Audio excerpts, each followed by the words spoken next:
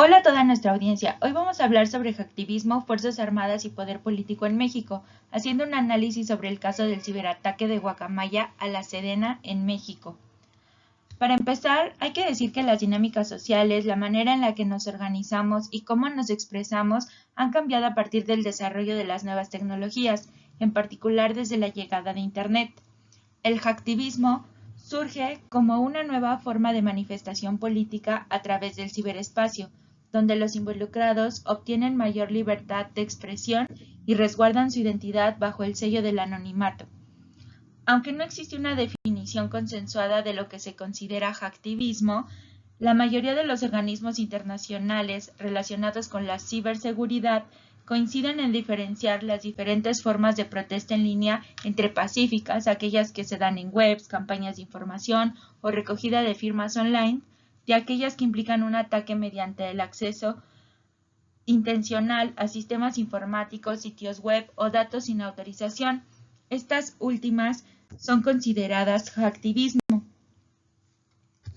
Uno de los ejemplos más recientes de hacktivismo en el ataque cibernético realizado fue por un grupo denominado Guacamaya que filtró 6 terabytes de documentos clasificados de la Secretaría de la Defensa Nacional de México. Este ataque revela información que compromete al gobierno de AMLO, pero también la gran vulnerabilidad de las instituciones mexicanas en cuanto a ciberseguridad. La filtración de millones de documentos por Guacamaya también se hizo a las Fuerzas Armadas de otros países de la región, como Chile, El Salvador, Colombia y Perú, pero en ninguno de estos países los hallazgos han sido tan masivos como en el caso de México, país donde recientemente se ha decidido ampliar la permanencia de los militares en las tareas de seguridad pública hasta 2018. ¿Cómo se hizo este hackeo? ¿Qué revelan estos documentos? Fue Carlos Loret de Mola el primer periodista en difundir en su programa Latinos detalles de la filtración de documentos hackeados por el grupo Guacamaya, un grupo a favor de la vida silvestre y ambiental en contra del militarismo en América Latina.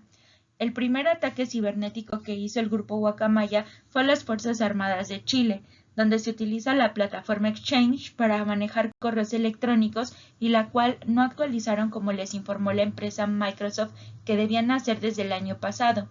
Esta vulnerabilidad fue la oportunidad para que los hackers pudieran acceder a la información confidencial. La misma falla que encontraron en Chile la encontraron en los otros países latinoamericanos de los que extrajeron información. En el caso de México se extrajeron más de 4 millones de correos electrónicos, el triple de información que se reveló en los Pandora Papers en 2021 que revelaron estos secretos financieros a nivel mundial.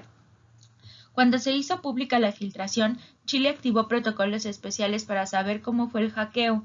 En los demás países no se declaró una investigación formal. Y en México, el presidente AMLO minimizó el hecho.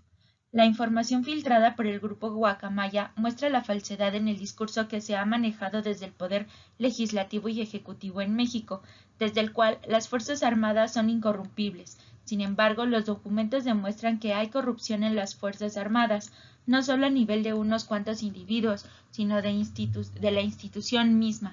Exhiben el poder del ejército dentro del gobierno y revelan pugnas internas de poder en el seno de las Fuerzas Armadas. Los militares han aprovechado su posición para construir sus propios grupos empresariales a través de sus familiares.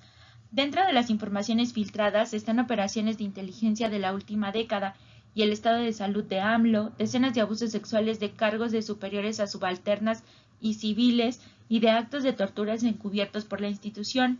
Una de las filtraciones más importantes es cómo el actual secretario de la Defensa estaba tratando de darle impunidad a los soldados y altos mandos que participaron en la matanza de los 43 estudiantes de Ayotzinapa en 2014.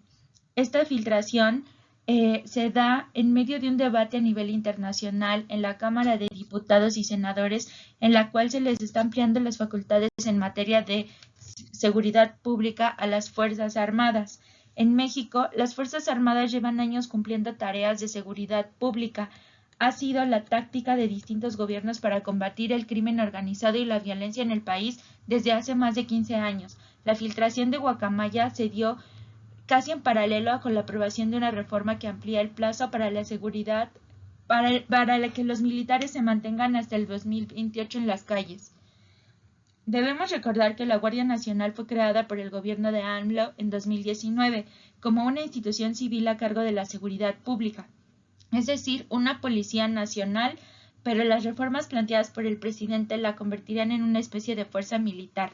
El problema es que la Guardia Nacional tiene muchas facultades como intervención en las comunicaciones, la detención de personas, el control de centros penitenciarios e incluso hasta ponerles multas de tránsito.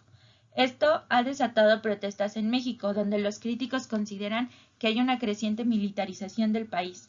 Tras la incursión de los hacktivistas, como se le denomina a los grupos que buscan afectar la reputación de las instituciones y no necesariamente exigen dinero por el rescate de datos robados, el Estado mexicano ni siquiera tiene una valoración adecuada del daño realizado tras el robo de los 6 terabytes de información.